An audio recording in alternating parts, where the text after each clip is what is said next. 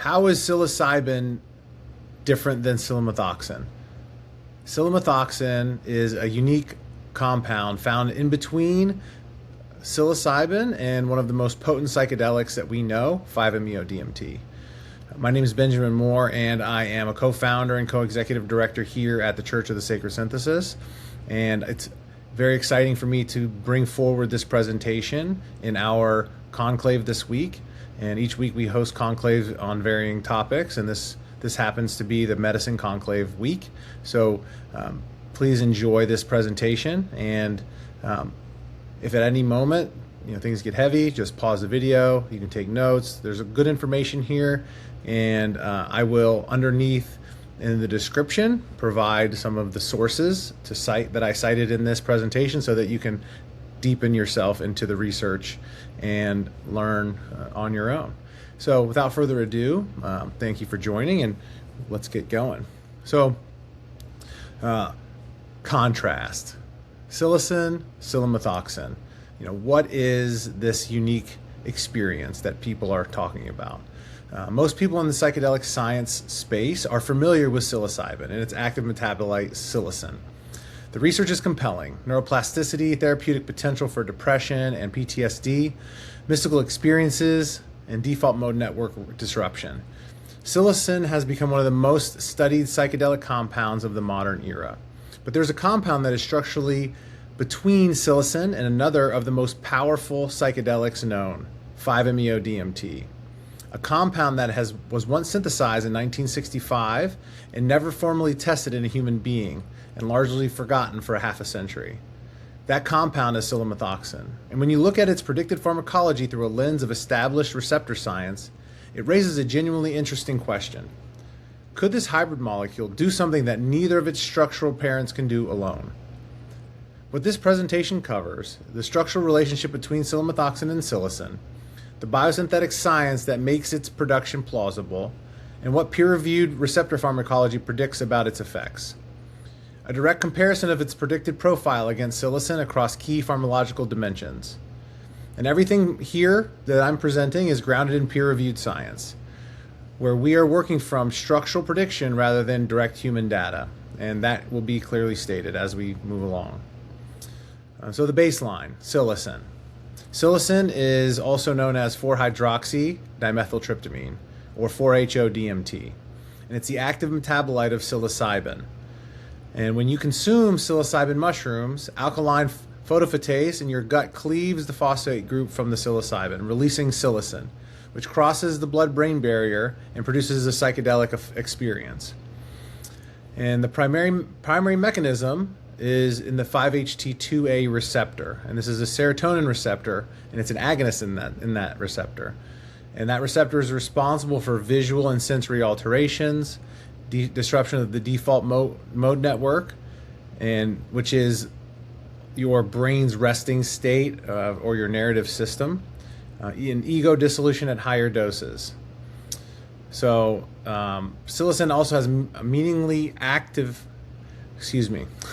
psilocybin also has meaningful activity at the 5-HT2C receptor, which contributes to its anxiogenic potential, and modest activity at the 5-HT1A, though it's not primarily a driver there. Psilocin's known limitations. The research has identified several consistent challenges with psilocin pharmacology. Scientific anxiety and psychological distress is a meaningful proportion of participants, sometimes requiring intervention in clinical settings. Rapid tolerance developed through the 5-HT2A receptor downregulate and prevents daily use. And nausea, sometimes, which is mediated by peripheral 5-HT2A, 5-HT3 activation in the gut, and intense and sometimes overwhelming visual and perceptual complexity. A duration of 4 to 6 hours that creates logical and resource demands in therapeutic settings. These are not reasons to dismiss psilocin. This clinical evidence for its therapeutic potential is substantial. They are, however, genuine pharmacological limitations that inform what better optimized compound might look like. And so I say all that, and I want to offer a lot of discretion here, because what I've just described is observable physiological results However, that doesn't speak to the experience of the participant, the person that's in the ceremony or in the medicine itself. While oftentimes it can produce a very difficult and maybe resistant experience, what we're finding across the board is that those experiences are necessary to integrate the story of one's life. So as the default mode network sort of starts to go offline, you get a picture of life. I'm sure you've seen it in stories or in movies where when someone's about to die, their whole life flashes before their eyes. Well, as you turn off your default mode network, this information's coming through just in the same way, because this is similar to a near-death experience. And so these experiences can be difficult, and they're not physiologically scarring. To the contrary, they're physiologically cathartic. They allow this information to move and be observed from a different lens. So I just want to contextualize everything I shared from a scientific point of view. From an experiential point of view, this is actually a wonderful experience. And I've had many of experiences where it's been very difficult, but afterwards it's like, wow, this was the hero's journey. And so we all want to be in our own hero's journey, and we watch all these movies that just depict it, but what if we are our own hero? And this gives us that opportunity to see it from that lens. So yeah, thank you for that sidebar, and I'm going to continue back on this presentation. And so beyond that, the compound that we're really focusing on within this contrasting conversation is psilomethoxin, and so its structure and origin. So psilomethoxin is 4-hydroxy 5-methoxy dimethyltryptamine. And if you compare it to psilocin, there's one additional feature, and that's a methoxyl group at the 5 position of the indole ring. So that single addition, the 5-methoxy group, is the same substitution that distinguishes 5-MeO-DMT from DMT. And that substitution changes the pharmacology completely. And psilomethoxin is, in essence, a psilocin, which is a 4-HO-DMT with a 5-methoxy group. So it's together, grafted almost in vivo. So no other commonly studied tryptamine combines both substitution. And I'll go a little into the history, is that this compound was first synthesized in 1965 by Mark Julia's group, the Pasteur Institute, in a 10-step process from orthovanillin. And this is written, it's published, peer-reviewed in Julia et al., 1965. The molecule was never bioassayed, and no reference sample was preserved. And it disappeared from the literature for decades. In 2005, Alexander Shulgin revisited the compound and called it virtually unknown, but described it as a fascinating compound to evaluate. He also proposed a biosynthetic route based on the work of German mycologist Joachim Gartz. And in 1988, 1989, Gartz demonstrated that Psilocybe cubensis cultures could biotransform exogenous tryptamines, compounds foreign to the mushroom, adding a 4-hydroxyl group via the fungal enzyme PSIH. DET was fed to these mushrooms, and it became 4-HO-DET. DIPT, which was fed to the mushrooms, became 4-HO-DIPT. The enzyme was promiscuous. It hydroxylated at the 4 position, regardless of what was attached to the side chain. And then, because of this, Shulgin proposed the feeding of 5-MeO-DMT to psilocybe substrate. He proposed that feeding 5-MeO-DMT to Psilocybe cubensis substrates could do the same thing and create psilomethoxin with the same mechanism. And the hypothesis has a coherent scientific foundation in Gartz's published enzyme work. The logic is, it's irrefutable. It's sound. So why the biosynthetic origin matters. A key piece of peer-reviewed context is Schwelm et al. In 2022, and this established publication was published in the Journal of Analytic Toxicology and conducted qualitative and quantitative analysis of tryptamines in the venom of the Ancilius alvarius, or Bufo alvarius toad. They detected a hydroxylated 5-MeO isomer in the toad secretion, compounds that share the same molecular formula as psilomethoxin. And this matters because it establishes a critical distinction based on enzyme biology. Fungal PSIH is structurally rigid. When it hydroxylates a tryptamine, it does so at the 4 position of the indole ring, always. This is well established in the psilocybin biosynthesis literature, which is Freck et al. 2017, Frick, Bly, Hofmaster 2017. The Toad cytochrome P450 enzymes are promiscuous in a different direction. With the 5th position already occupied by a methoxyl group, Toad cytochrome P450 hydroxylates at the 6th and 7th, the adjacent available positions. The result is 6-HO and 7-HO isomers, not the 4-HO isomers. This means the position of hydroxylation is a biosynthetic fingerprint. 4-HO is fungal origin. 6-HO or 7-HO, Toad origin. Luciani et al. 2025, in a peer-reviewed Stanford study published independently corroborating Schwalm's findings, confirming the presence of hydroxylated MEO in isomers in toad secretions, and noting that high dominant compound concentrations can suppress detection of minor compounds in tryptamine metrics. An important analytical observation with broader implications for this field is here. And so receptor pharmacology, this is where we really get into the contrast. So now we get to the core of the comparison. When we place psilocin and psilomethoxin side by side at the receptor level, the differences are significant and pharmacologically coherent. So both compounds are 5-HT2A agonists. This is their common ground, and both will produce cortical glutamate release, default mode network disruption, neuroplastic signaling, altered sensory and perceptual processing. However, the 5-methoxy group in the psilomethoxin introduces steric and electronic changes to the indole ring that are predicted to reduce 5-HT2A binding affinity relative to psilocin. Psilocin's 5-HT2A is approximately 100 to 200 nanometers for psilomethoxin.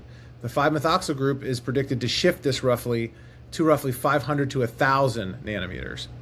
What this means practically, psilomethoxin is predicted to engage the same 5-HT2A mechanisms as psilocin, but with less intensity per unit dose. The neuroplastic machinery is still there, just with a softer activation profile. And the 5-HT1A is where the comparison really becomes interesting.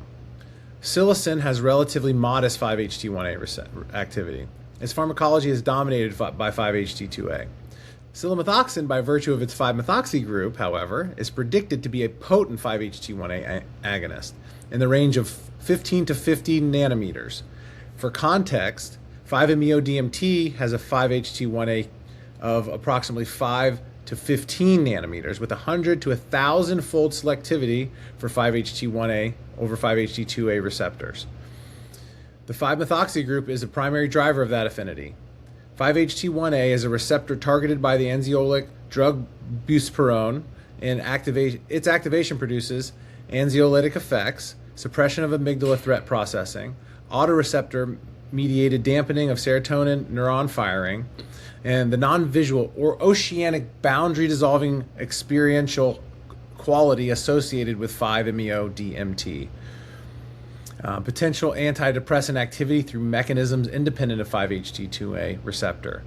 And so psilocin activates the 5-HT2A strongly and the 5-HT1A weakly. Psilomethoxin activates both receptors simultaneously. 5-HT2A at an attenuated intensity and the 5-HT1A at a high potency. The result is a predicted receptor profile that retains the depth and neuroplastic potential of a classic psychedelic while adding a powerful anxiolytic buffer that psilocin simply does not have.